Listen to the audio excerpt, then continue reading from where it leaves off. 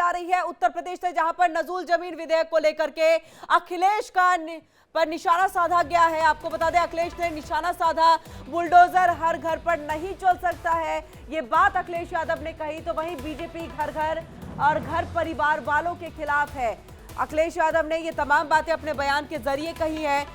UP सरकार पर तंज कसा है। उन्होंने कहा है कि जब से बीजेपी आई है, जनता रोटी रोजगार के लिए भटक रही है। अगर हिम्मत है तो नजूल बिल देश में लागू करके दिखाएं। ये बात कही। आपको बता दें कि नजूल बिल जो है विधेयक ये पास हो गया है और उसी को लेकर के अखिलेश यादव का ये बड़ा बयान, बीजेपी पर निशाना। उन्होंने सीधे तौर पर योगी सरकार पर निशाना साधते हुए ये कहा कि नजूल जमीन विधेयक को लेकर ये कहा कि अगर हो तो पूरे देश में लागू करके बीजेपी इसको दिखाए। उन्होंने सीधे तौर पे कहा कि जब से बीजेपी आई है, जनता रोटी रोजगार के लिए भटक रही है। अगर हिम्मत है तो नजूल बिल देश में लागू करके दिखाए। अगर हिम्मत है तो नजूल बिल देश में लागू करके दिखाए। ये बड़ी खबर इस वक्त की।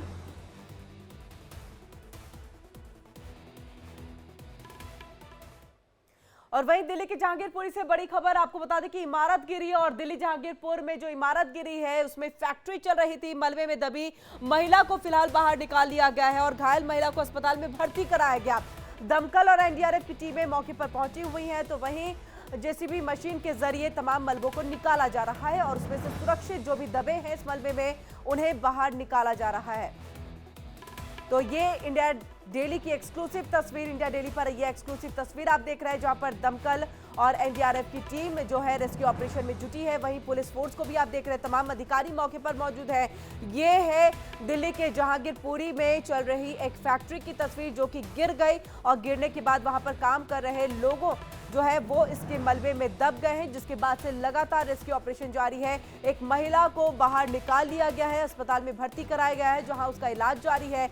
लेकिन इस बीच में जो जानकारी मिल रही है कि अभी भी कई लोग जो है इस मलबे में दबे हैं, ऐसी आशंका जाहिर की जा रही है और इसलिए लगातार जेसीबी मशीन के जरिए इस मलबे को हटाने का कार्य किया जा रहा है। तो इंडिया डेली पर एक्सक्लूसिव तस्वीर हम अपने दर्शकों को दिखा रहे हैं, जहां पर बचाव कर्मियों लगातार बचाव कर्मी जो है जो मलबे में दबे हुए हैं, लोगों को सुरक्षित बाहर निकालने की कोशिश में जुटे हुए हैं। इसके साथ ही देखिए जेसीबी मशीन का यहाँ पर सहारा लिया जा रहा है ताकि मलबे को हटाया जा सके और अगर अंदर कोई भी दबा है तो उसे बाहर निकाला जा सके। एक महिला को बाहर निकाल दिया गया है जिसे अस्पताल में भर्ती कराया गया। तो मलबे में दबी महिला को बाहर निकाला गया, बचाव कर्मियों की कड़ी मशक्कत के बाद उसे बाहर निकाला गया। ये बिल्डिंग देखिए किस तरह से, ये जो बिल्डिंग है आप देख सकते हैं, सामने का जो एरिया है वो यहाँ पर भरभरा करके गिर गया है और इसमें फैक्ट्री चल रही थी। तो इसमें फैक्ट्री चल रही थी। ये दो तस्वीरों के जरिए जहांगीरपुर में बिल्डिंग गिरी है, रेस्क्यू अभियान जारी है। दोनों तस्वीरें हम यहाँ पर आपको एक्सक्लूसिव दिखा रहे हैं। ये इंडिया डेली पर एक्सक्लूसिव तस्वीर दिल्ली के जहांगीरपुरी से, जहाँ पर आप देखिए पूरी की पूरी इमारत हालत जर्जर है।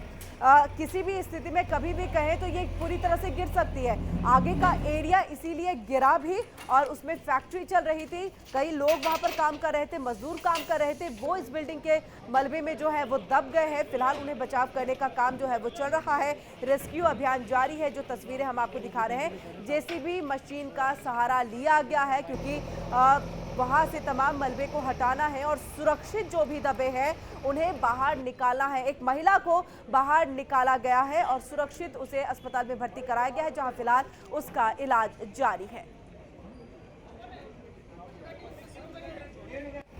तो दिल्ली के जहांगीरपुरी की तस्वीर हम आपको लगातार दिखा रहे हैं। कितनी जर्जर हालत में ये इमारत है, आप उसके बगल की भी इमारत को देख लीजिए। तो मुझे लग रहा है प्रशासन को इसको लेकर के थोड़ा सा ध्यान देने की आवश्यकता है।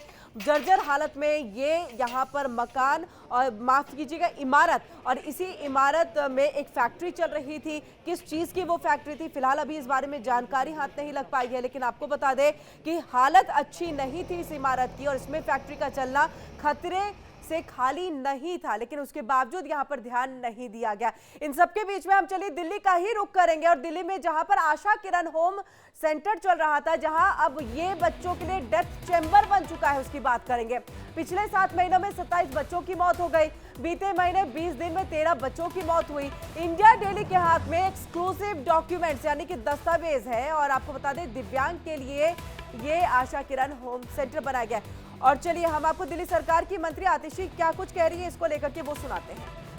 दिल्ली पुलिस हो, चाहे कोर्ट के माध्यम से जिनको या मैजिस्ट्रेट्स डीएम्स के माध्यम से जिनको अगर अबैंडन्ड और डेस्टिट्यूट पाया जाता है उनको होम में लाया जाता है। ये खबर सामने आई है कि जुलाई के महीने में Asha Kiran home for intellectually challenged persons में 14 डेथ्स हुई हैं।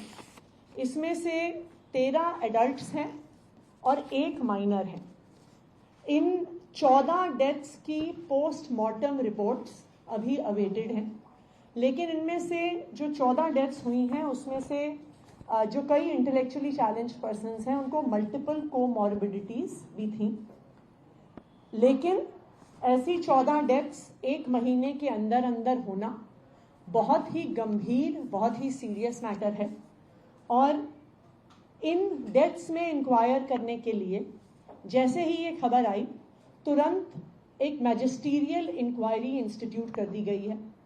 24 घंटे के अंदर अंदर प्रिलिमिनरी इंक्वायरी रिपोर्ट जो मैजिस्टीरियल इंक्वायरी है उसकी डेडलाइन दी गई है।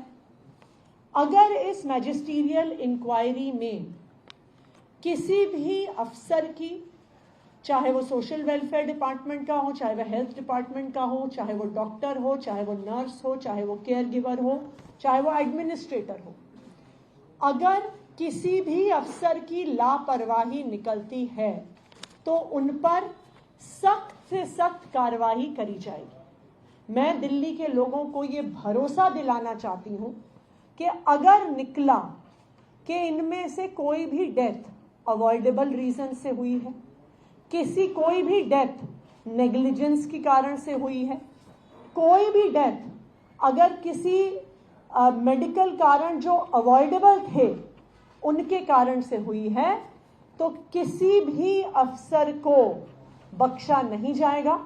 उनके ऊपर सरकारी कार्रवाई के अलावा सरकार खुद police inquiry, police proceedings initiate करेगी। हम पोस्टमार्टम की रिपोर्ट्स अभी अवेट कर रहे हैं और 24 घंटे के अंदर अंदर मैजिस्टीरियल इंक्वायरी की प्रिलिमिनरी रिपोर्ट आएगी। उसके आधार पर आगे की कार्रवाई करी जाएगी। Thank you.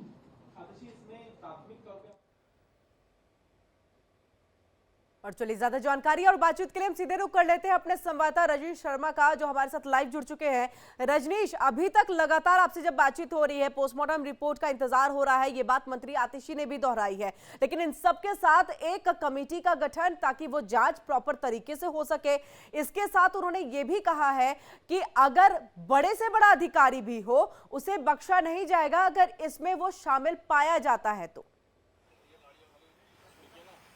देखिए, अब ये तो होना ही है क्योंकि सारी चीजें इतनी हाइप हो चुकी हैं, जिसके बाद इस तरीके के बयान आने लाजमी है। इस तरीके के बयान आने भी चाहिए क्योंकि अब मेरे को एक बात और समझ नहीं आती कि जब जनवरी में ये पूरे मामले सामने आने शुरू हुए थे तो उसके बाद जांच क्यों नहीं की गई। उसके बाद जो है वो जुलाई तक का इंतजार किया गया। जुलाई में 13 बच्चों की मौत हो गई और अब मजिस्ट्रेट जो इंक्वायरी की बात की जा रही है, जांच की बात की जा रही है और ये कहा जा रहा है कि नेग्लिजेंस की वजह से अगर किसी बच्चे की मौत हुई है तो जो किसी भी अधिकारी को नहीं बख्शा जाएगा।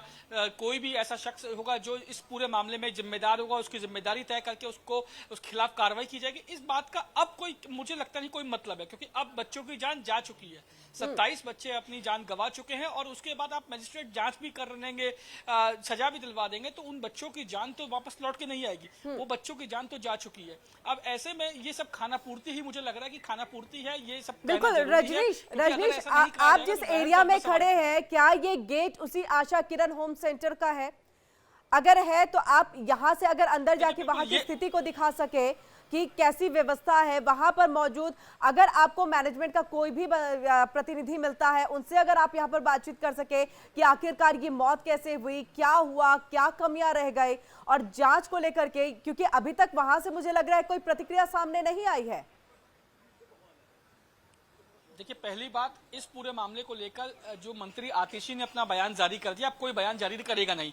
अभी एनसीडब्ल्यू की चीफ रेखा शर्मा अंदर है और जब वो बाहर आएंगे तो उनसे जो है बात करने की कोशिश की जाएगी। तो वहीं दूसरी ओर जैसे आपने कहा कि अंदर जाने की बात जो आपने कही, आप देखिए ये गेट पूरी तरीके से लॉक है, इसके अंदर जाना अब किसी के लिए जो है मुमकिन नहीं है। लेकिन मैं तस्वीरें आपको जरूर जो है वो दिखाने की कोशिश करूंगा। मेरे कैमरामैन शिव कुमार भारद्वाज से कहूंगा कि वो अंदर की तस्वीरें दिखाएं। आप देखिए अंदर इस समय जो है वो गाड़ियां खड़ी हुई हैं और तमाम जो सामने आप जो सफेद रंग की गाड़ी देख रहे हैं यही एनसीडब्ल्यू रेखा शर्मा की गाड़ी है और इसी गाड़ी से वो आशा किरण पहुंची हैं और अंदर इस समय जो है जो डायरेक्टर हैं आशा किरण के उनसे बातचीत कर रही है। अभी फिलहाल अंदर जाना इसलिए मुमकिन नहीं है क्योंकि ये गेट अंदर से लॉक किया हुआ है। इस गेट को अंदर से लॉक किया है और कोई भी शख्स जो आशा किरण से संबंधित अधिकारी नहीं है उसको अंदर जाने की इजाजत नहीं है। तो ऐसे में अभी फिलहाल इस समय तो अंदर जाने मुमकिन नहीं है। बिल्कुल रजनीश, जब भी सच्चाई दिखाने की कोशिश की जाती है तो ऐसे ही ताले लगा दिए जाते हैं और इसके पहले जब आपको काम करना होता है तब आप काम नहीं करते और जब सवाल किया जाता है तो सवाल का जवाब देते नहीं है